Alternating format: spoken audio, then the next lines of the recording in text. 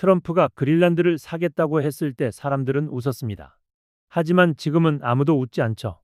베네수엘라 대통령을 체포하고도 별다른 제재를 받지 않은 미국이 이번엔 나토 동맹국의 영토를 노리고 있거든요. 그것도 단순한 협박이 아니라 실제 군사력 동원까지 배제하지 않겠다는 입장입니다. 세계 최대의 섬 그린란드를 둘러싼 전쟁이 시작됐습니다. 이 이야기를 차근차근 풀어보겠습니다. 그린란드는 세계에서 가장 큰 섬이지만 오랫동안 잊혀진 땅이었죠. 덴마크 소유의 얼어붙은 황무지, 그 이상도 이하도 아니었습니다. 하지만 트럼프가 집권한 뒤로 상황이 완전히 바뀌었어요. 그는 집요하게 이 섬을 손에 넣으려 했고, 심지어 돈을 주고 사겠다는 제안까지 했거든요. 물론 당시엔 실패했습니다. 그런데 지금은 다릅니다. 불과 몇 년 전만 해도 나토 동맹국의 영토를 무력으로 빼앗는다는 건 상상조차 할 수 없는 일이었어요. 그런데 미국이 베네수엘라를 침공하고 대통령을 구금했을 때 국제사회는 외교적 항해 외에는 아무것도 하지 못했습니다. 옛날 규칙은 이제 더 이상 통하지 않는다는 게 명확해진 거죠. 트럼프는 미국의 영향력을 확장하겠다는 야심에 취해 있고, 만약 그가 그린란드를 무력으로 점령하기로 결심한다면 누구도 막을 수 없을 것 같습니다. 트럼프 본인도 미국에게 그린란드가 필요하다고 공언했고, 심지어 그린란드를 다시 위대하게 라는 농담까지 던졌어요. 하지만 그의 집착 뒤에는 훨씬 더 직접적인 이유들이 숨어 있습니다. 그린란드의 위치부터가 특별하거든요. 북미와 유럽의 거의 중간 지점에 자리 잡고 있고, 세계에서 가장 전략적인 해역들과 아주 가까운 거리에 있죠. 물론 미국은 이미 그린란드에 군사기지를 갖고 있습니다. 더 필요하다면 덴마크에게 요청하면 될 일이에요. 그런데 트럼프의 관심은 다른 데 있습니다. 얼음으로 뒤덮인 표면 아래에는 히토류 광물이 엄청나게 매장되어 있고, 세계 최대 규모일 가능성이 있는 석유 매장량도 있거든요. 그 가치는 약 4조 달러로 추정되는데, 이건 미국 전체 석유 생산량의 20%에 해당하는 규모입니다. 지리적, 군사적, 경제적 잠재력이 합쳐지면서 이 얼음 섬은 지난 10년간 가장 뜨거운 지정학적 갈등 지점으로 변했어요. 그런데 이걸 눈여겨본 건 미국만이 아닙니다. 러시아와 중국도 똑같이 주목하고 있죠. 최근 몇 년 사이 이들의 북극 지역 진출이 폭발적으로 늘었거든요. 중국은 북극 실크로드 프로젝트에 수십억 달러를 투자했고, 심지어 그린란드의 핵심 인프라 입찰에까지 참여했습니다. 이런 위협이 커지면서 미국은 점점 더 초조해지고 있고, 동시에 예측 불가능해지고 있어요. 그래서 더 깊은 질문이 생깁니다.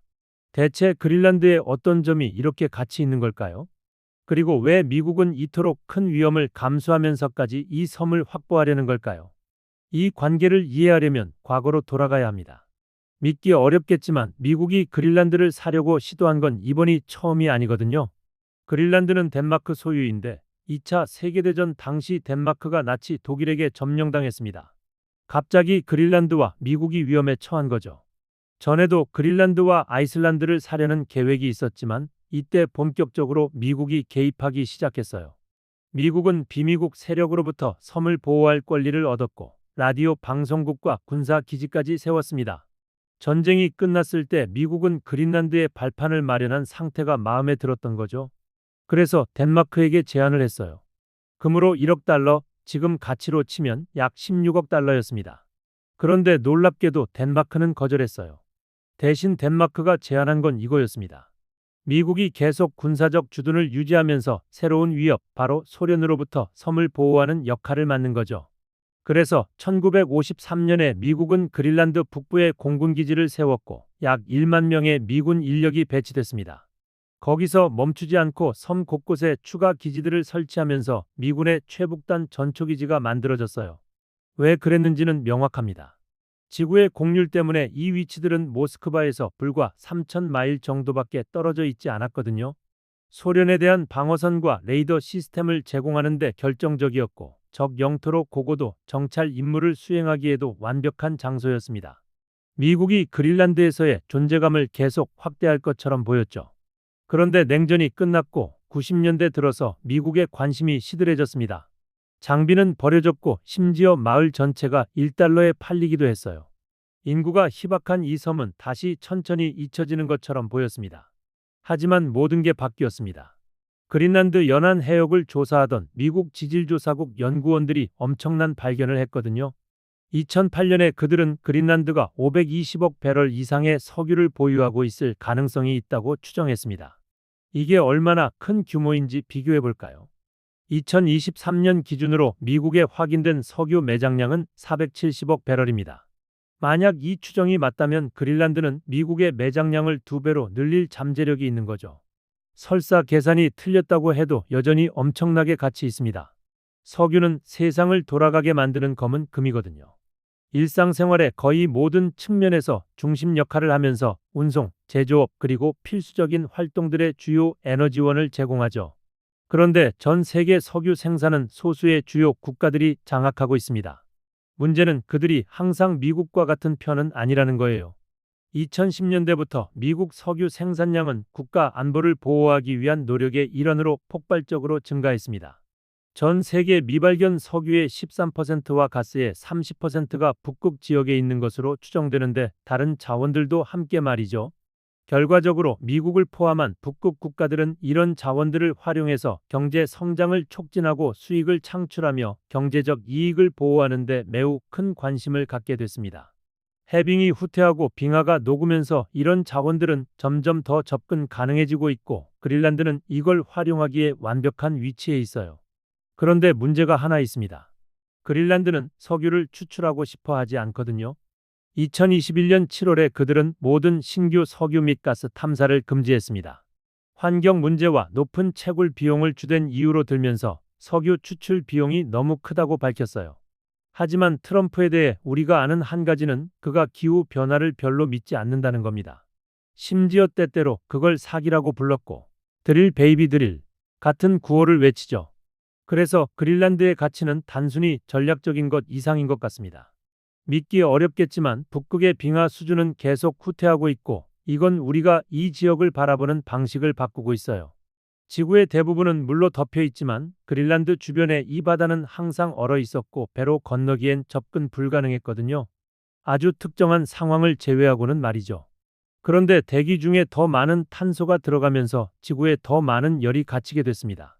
지구 전체를 몇 도 정도 데웠을 뿐이지만 매년 얼음 수준을 줄이기에는 충분한 변화였어요. 특히 북극해는 지구의 다른 어느 곳보다 4배나 빠르게 가열되고 있고 이게 지정학적 게임이 펼쳐지는 방식을 완전히 바꾸고 있습니다.